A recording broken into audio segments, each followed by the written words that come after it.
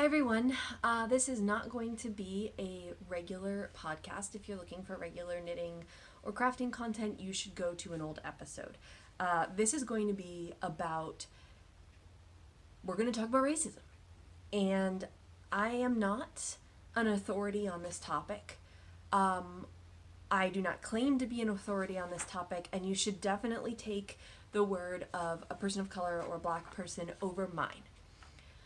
However, what I am doing is I am going to share what has helped me as a white person to understand better what's going on.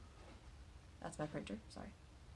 And I'm going to leave resources in the bottom for you to do your own research to see where I got this information and where to dig in further. I'm going to leave resources for how to help if you are so inclined.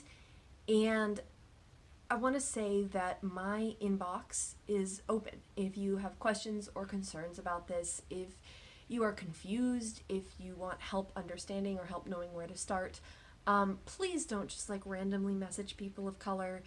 They are in a really tricky situation right now. They've got enough emotional stuff to unpack for themselves. Message me, let me know. I am more than happy to explain and listen and help you to understand. So, a lot of people have been talking about how they're not going to be posting anything until the protests are over, until this has been resolved. And I thought about doing that, but I realized it was really disingenuous for me because I don't post on here often. I don't have a regular schedule right now.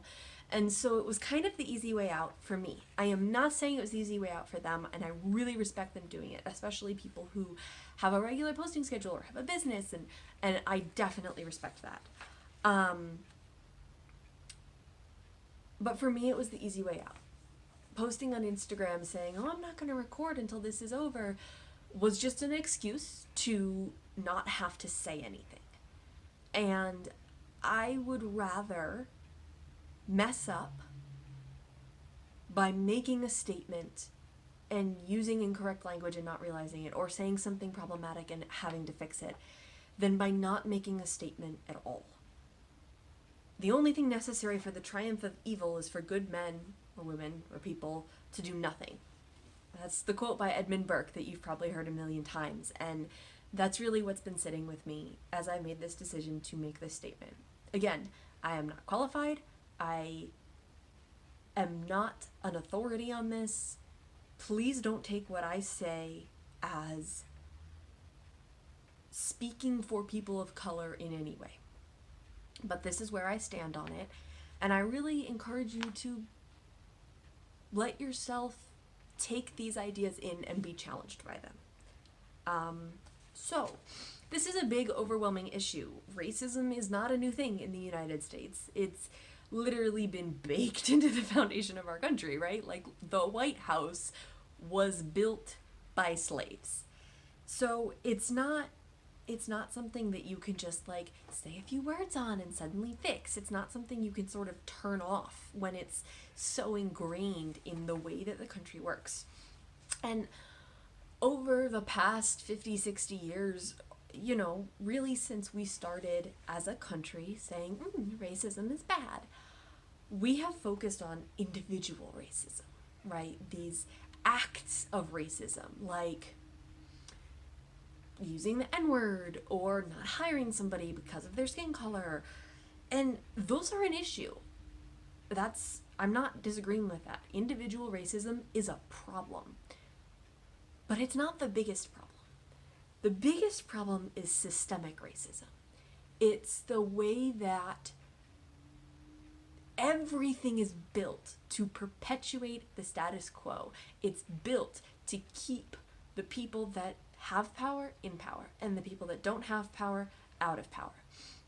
And we like to think about individual racism as being all that racism is. I like to think of this also as active racism, if you're being actively racist, right? And the reason we like to talk about active racism is because it gives us an excuse to not think about what we're doing. And there's such a thing as passive racism. You don't have to be actively being racist to let racism happen, right? So, as an example, if the school district that you live in segregates people based on their race, and no one is necessarily saying, oh, all the black kids go here and all the white kids go here to these different schools, but all the systems are set up in a way so that that happens, right? We like to say, well, no one's actively deciding black kids go here, white kids go here, so it's not a problem. But all that really does is just give us an excuse to sit on our butts and do nothing. And instead, we need to be saying, we're still living in a segregated society where black kids go to one school and white kids go to another school. How can we fix that? Talking about systemic racism doesn't mean that you're suddenly a bad person. It means that you're suddenly aware of how this is way more complicated than just individual acts. And it's up to each person to dismantle it in every way they can and sort of pick at it, because if you're not picking at it, then you're letting the system stand, right? Not challenging the system is perpetuating the system. Things only change when we challenge the status quo. That's how you change things. That's how pretty much every change of civil rights has happened in this country and in the history of the world. Think about the suffragettes, right? They had to fight for a change of status quo. They didn't just politely ask if women could have the vote. They had to fight for it. And if you lived during that time and you were just sort of sitting around saying, yes, subjugation of women is bad, but I don't know that I really want to actively try and change things, then you were perpetuating the system. And again, that doesn't mean you are actively being racist, but it means that you're passively perpetuating racism. And I think something that's really important here is to realize that we all have this like defense mechanism go because we don't want to be the racist bad guy, right? And that's not what this is about. It's not about deciding whether you're a good person or a bad person. It's about looking at the system and saying, what do I do to fix it? What do I do to dismantle all of this racism, to pick it apart so that this isn't a problem in the future? That's how things change. That's how rights are gained by people, is when everybody looks at the system, decides they're going to dismantle it and change it. So let's talk about that system. What's the problem with that system? Why do I say that racism is baked into the system? So there's been a lot of research into the unconscious mind versus the conscious mind. Your conscious mind is the one that makes rational decisions. It's your prefrontal cortex, right? It's the one that, looks at your two food options and decides what you're going to have for lunch today. Your unconscious mind is not rational at all, but it's fast. And it happens in the blink of an eye. It makes a decision. And that's really key, that idea of it being fast, because your unconscious mind in a stressful situation makes the decisions. And your unconscious mind will often feed information into your conscious mind without you really even realizing it, right? That's why it's unconscious. And they've done studies and they found that the unconscious mind has already started having ingrained stereotypes and biases and expectations based on gender and race, various other qualifiers, by the time a child is 2. By the time you are 2 years old, your unconscious mind has already internalized beliefs about people in different groups, right? And 2-year-olds already have internalized beliefs about what it means to be attractive, what an attractive person looks like, what a smart person looks like, what a nice person looks like, right? And this happens from all the media that we are given. It happens from just like random interactions with adults in our lives. And as you get older, this bias still happens. And so this is something that, like, we talk about bias and people think of it as like, oh, it means you're prejudiced. And yes, that's true. On a certain level, everyone is prejudiced because everyone is biased. But I think it's more useful to think of it as kind of like an AI, an algorithm in your head that makes decisions. So if you're out on the street and you see somebody, the algorithm in the back of your head, which is like those snap decisions that you make, and we've all been evolutionarily primed to do this, right? Like, these are the decisions you had to make on the savannah. The algorithm in your head looks at someone, and just from all the surface information, it takes it all in and it makes a snap decision: am I safe or not? And the images that we're given from the time that we're a kid, if you're watching TV and somebody that plays a criminal on TV is a black person, your brain is going to start associating that, and it's unconscious. You don't even realize it. That's what bias is. It's not you saying, I'm not going to like black people. It's this unconscious sort of snap decision that your unconscious mind makes quickly that you are not even aware of. And that impacts every single decision you make. Right? So if you're hiring somebody for your job, your unconscious mind is going to make decisions about what they look like, and you might not even be aware of that. But it's especially powerful when you're in a stressful situation. Your prefrontal cortex basically shuts down. And what happens is your unconscious mind comes up and starts making decisions for you. And so when you're in a decision in a situation that's life or death, that's what happens, is your unconscious mind makes the decision.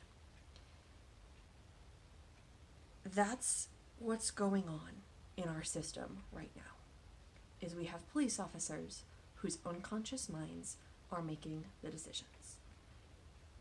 And what they are doing is not okay. None of this is okay. What's happening is bad. The system is bad. Full stop, no excuses. If you stand by and you watch someone get murdered and you don't do anything about it, you're a bad person. If you stand by and you watch someone get murdered and you are a cop, why do we even have you? That is your job, right? Your job, ostensibly, is to protect and serve. So why do we even have you? Okay, what is happening is bad. And it's all based on the system, right? Statistically, we know that police don't actually keep people safe, particularly urban police. But all of that is to say, people make decisions with their unconscious mind.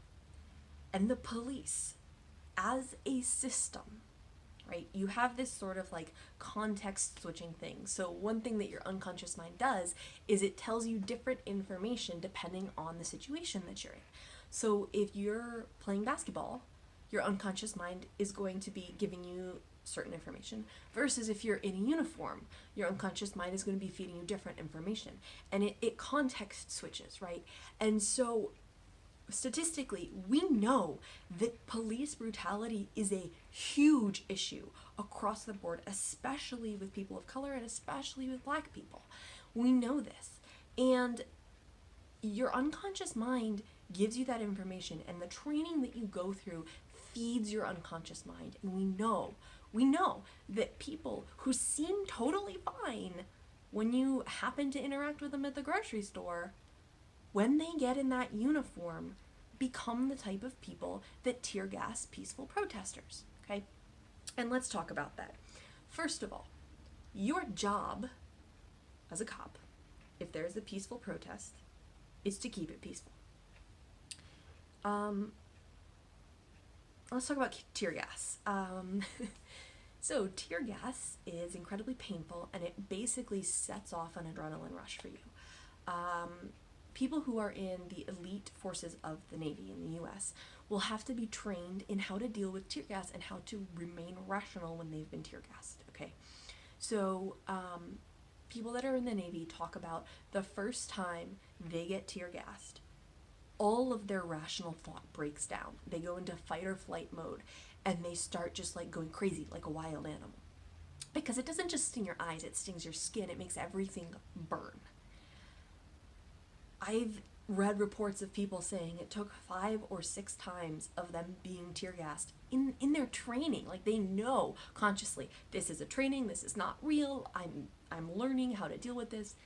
5 or 6 times before they started to be able to think rationally once they have been tear gassed. Okay? And so I want you to think about what happens when the police tear gas a group of people who are protesting. They're not trained. They haven't practiced with tear gas. They go into immediate fight or flight mode. They are getting an adrenaline rush, and their brain says, oh God, I have to protect myself. When a peaceful protest is tear gassed, it's almost inevitable that things are going to get violent. First of all, because tear gassing is a violent act to begin with. But secondly, because what you've done is you've basically turned off the prefrontal cortex of all of those protesters. Okay? So when police tear gas protesters, what they're doing is turning off the protesters' ability to think rationally. And then they're saying, oh, it turned violent. Of course it did. You turned off their prefrontal cortex. Like, what did you expect to happen? We know that urban police, specifically, although rural police as well, but right now I'm talking about urban police, do not keep people safe. We know this statistically. It's not something that's up for debate. That's how statistics work. And we, particularly as white people, have this idea that that's what the cops do, is they're there to keep you safe, but they don't. I mean, if you look at statistics, it doesn't work that way. Especially for people of color. And I want to dig into that a little bit. Why is it that these statistics are so bad? Why is it that cops showing up at a situation usually cause more violence than if they hadn't? Like, that's what the statistics tell us. And why is that? A lot of things. But basically what it comes down to is what I mentioned before, that the existence of police is to keep the people in power, and the people without power, without power. It's a feature, not a bug. It's the way that the system was designed. If you go back to the roots of police in pretty much every state across the country, there are basically 3 places that police started. Number 1 is in the South, you had slave patrols of people whose job it was to catch slaves, bring them back to their owners. And as things started to get a little bit more sort of, what's the word? Like official, and I don't know, they got turned into the first police patrols. So you had slave patrols, and as things progressed and states became states and not just colonies, right, they became sworn in as the first police. So they're literally slave patrols. Their purpose is not to keep everybody safe. Their purpose was to bring back slaves, to bring back enslaved black people to their enslavers, to keep that going. Okay, that it was not to keep people safe. And now we have this idea that that's what the police are, but that's how it started. That's one of the main ways it started. In northern states, you might say, okay, well, that's not the case because we didn't have slave patrols. Sure, that's true. But you know where these started? What started was basically patrols that factory owners put together to basically beat people up when they had union strikes. So it was a group of people whose job it was to use force to stop unions from striking, so that the people that were in power could stay in power and the people without power wouldn't have power. Again, we say that, oh, it's to protect and serve, but those were the groups that then got sworn in as the police. They started with the job of protecting the power, not protecting the people. And in the West, you have the same idea, except it's the groups of people that would go out and massacre indigenous peoples that got sworn in as the first police when they started becoming states and not just territories, okay? Like the Texas Rangers, which is a sports team, but also like the first, largely it's considered the first police force in the state of Texas. They started by massacring indigenous villages so that white people could move in, all right? So we like to think about police as their job is to keep people safe, but that's not actually where it started. And so saying that that's their job is a little bit disingenuous, right? Because that's what we say it is, but the systems started with keeping people in power safe. And slowly you kind of added on other things, but a lot of it hasn't really changed. The inside structure is all about that. So when people say defund the police, they don't mean let's live in anarchy, right? What they mean is let's start over. Let's not keep funding this system that is built on keeping unions disbanded, keeping slaves enslaved, and killing indigenous people. Let's start with something that actually keeps us safe. And you might be saying, okay, but we can't just like get rid of the cops, right? Because what if I get robbed? Okay, so what do we actually do? How do we fix this, right? I really hate when people just come at it with like a, oh yeah, it's terrible, there's nothing we can do, or it's bad, but I don't have an alternative. There are alternatives to this. There are ways to fix this problem. So, here's how we stay safe. First of all, there's a website that will be linked below called 8 Can't Wait.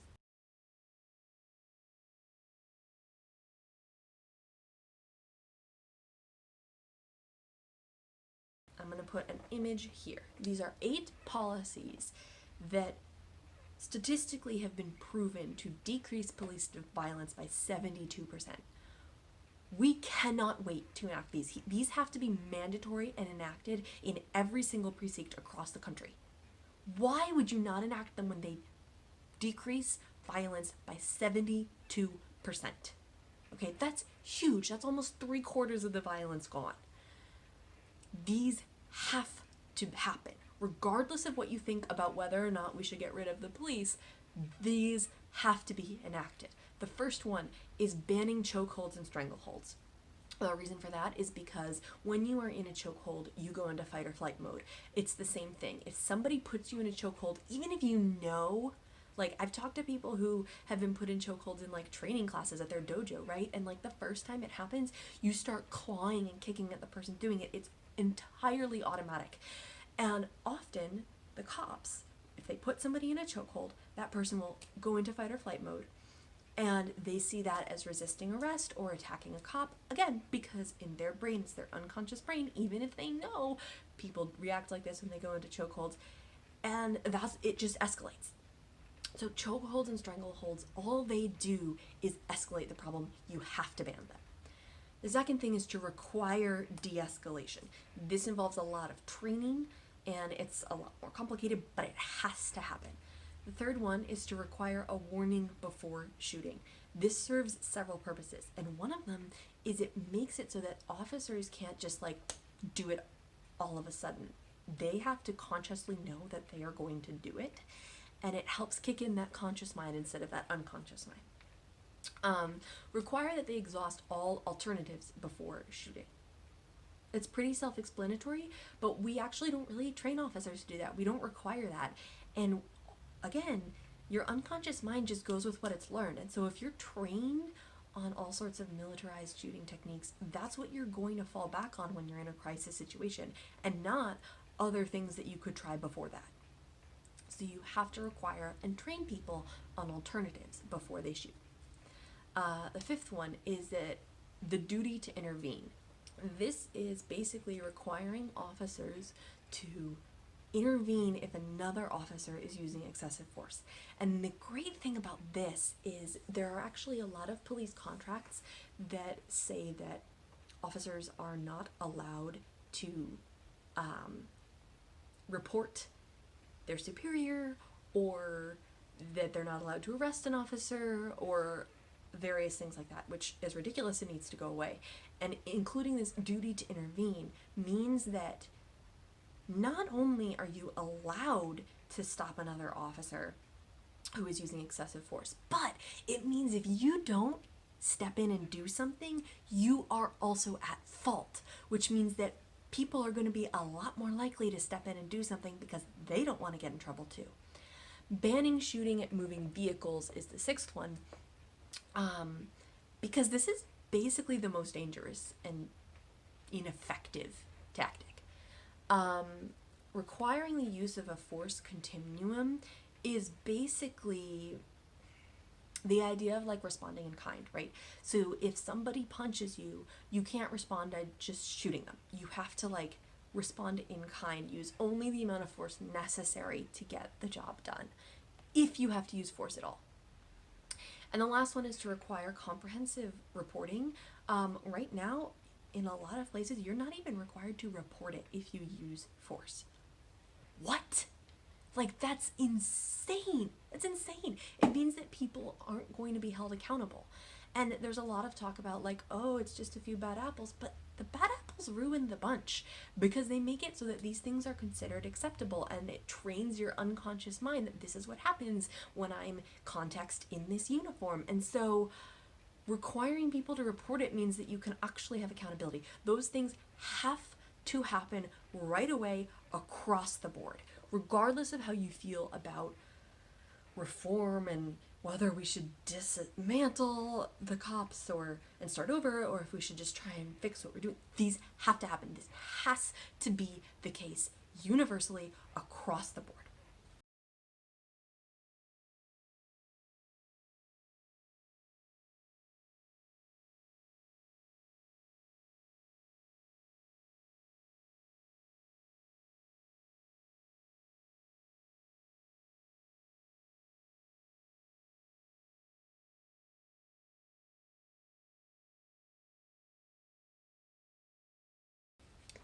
But that's not where we have to stop. Like I said, these are systems that are built on keeping the people in power. And there's only so much you can do to tweak that system. Sometimes the foundation is just bad, and you have to start over with a new foundation. So I'm actually going to link several articles down below about how to do that. What we can actually logistically do to make this system not racist, not violent, not as problematic as it is right now. First of all, a ridiculous amount of funding goes to police. Despite the fact that crime has dropped drastically over the last few decades, funding has increased exponentially. And what this does is it leaves a lot of officers just kind of wandering around looking for something to do. And that can cause a lot of confrontation. So instead, if you take all that funding and instead of giving it to police systems, which again are built on a wrong, corrupt foundation, you give it to community safety nets, social workers. Let me give you some examples. Right now, if there is somebody homeless sleeping on the street, what do? You call 911.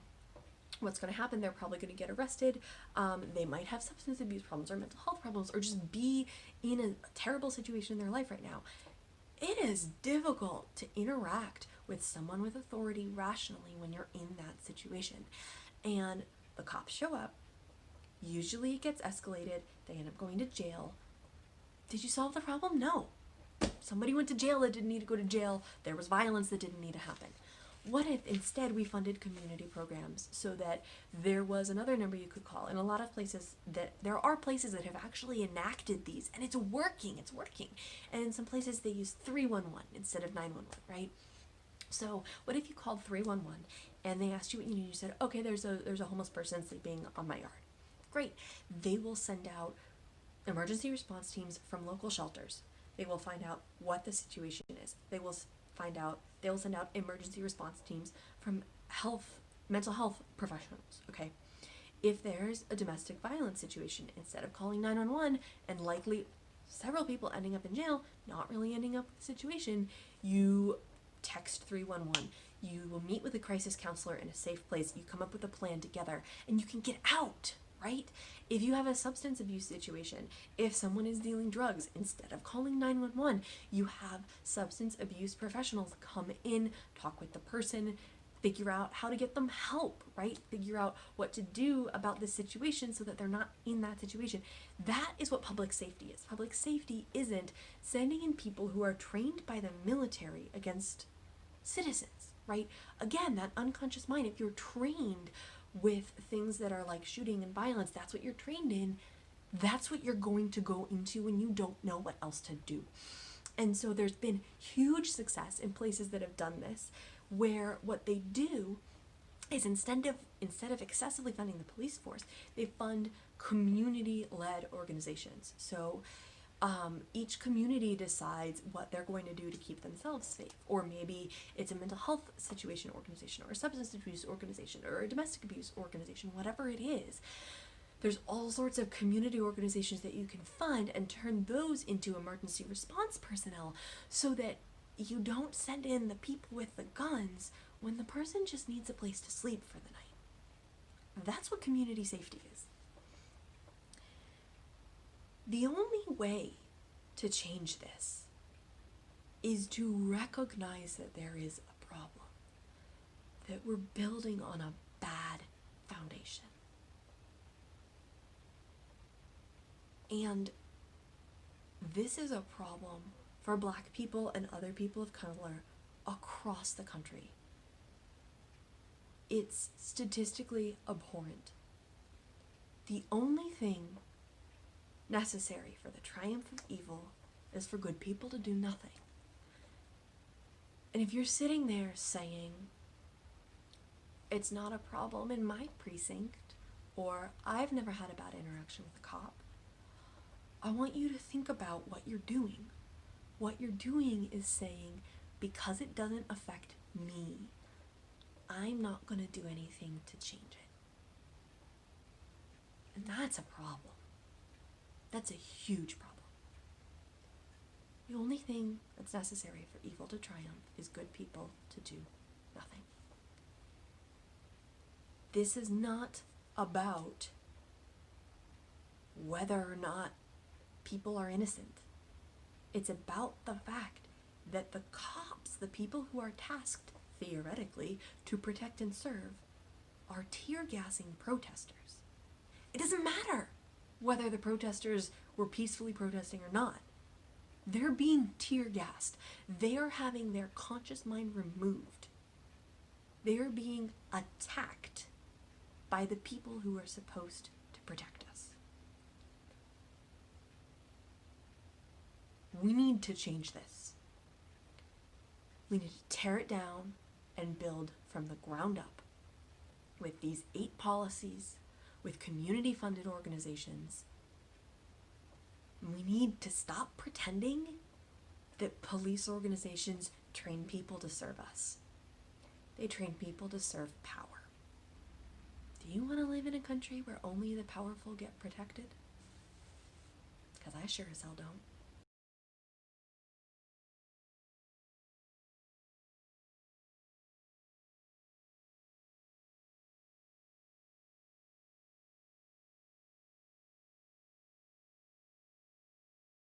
I'm glad there's conversations happening about this. I'm glad these alternatives are being talked about. But they need to not just be talked about. You can do something to make this a reality. Talk to your local leaders. Vote in your local elections. Put these 8 that can't wait on the ballot. All of the resources are below. I will also add places that you can donate, such as bail funds for protesters. Places that are working on doing these community-funded things. Black Visions Collective, which is all about how to deal with police brutality from a Black perspective. Various other organizations that are working to solve this problem, to fix the system. It's not enough to just say, oh no, it's bad. It's not the only thing necessary for the triumph of evil is for good people to say nothing. It's the only thing necessary for the triumph of evil is for good people to do nothing. You have to do something, or you are part of the problem.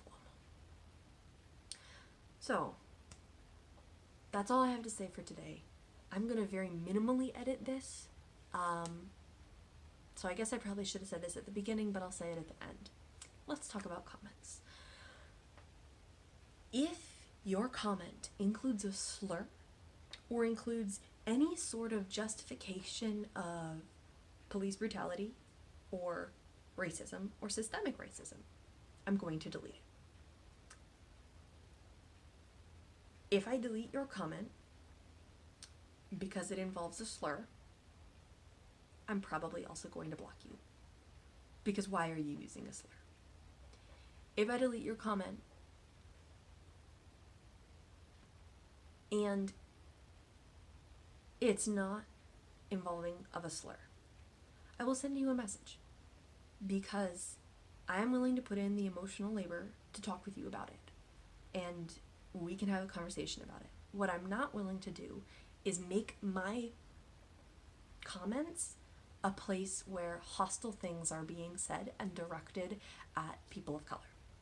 So, again, please feel free to send me a direct message about it. If you want to say something like that and you are afraid I'm going to delete your comment, go ahead and message me about it. I'm happy to talk with you. I am not going to tolerate excuses and justifications of racism being posted publicly on my page. I will talk with you individually about it to help you understand. I'm not going to let it be public. Okay?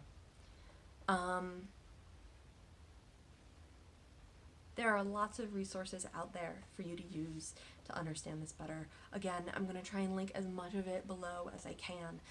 I've got a lot going on in my life, so who knows how much I'll get done, but please, if you take anything away from this, let it be this. This is not about whether or not you are actively racist. This is about whether or not you are working to make the system better. Okay? All right. I hope you all have a wonderful day, and yeah, this is my bullet points and everything I wanted to talk about so that I could make sure I didn't forget anything. I know this was heavy, but it was important, and hopefully we can all step up as white people and do better for our Black and people of color brothers and sisters. All right. Go do something.